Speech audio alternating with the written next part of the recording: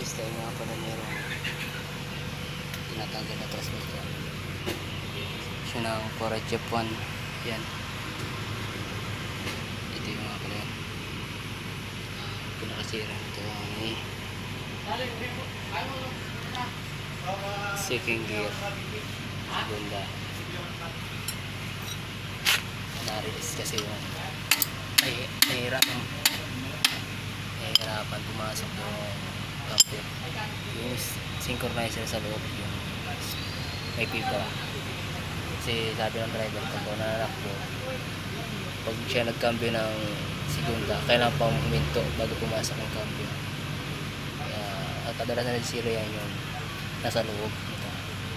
Nasa loob nito. So mayroon yung fibra yung isang synchronizer. Yan ang kadalasan na sira sa loob nito.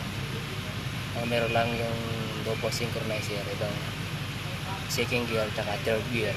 Pero itong fourth gear tsaka 5 gear wala siya. Ito lang, ganun ito. Ayun, napapagtan natin ng tatanggal natin siya. Tapos i-method siya ng DIY puller. Yan. Para matanggal yung bearing kasi matitigas sa mga bearing ito.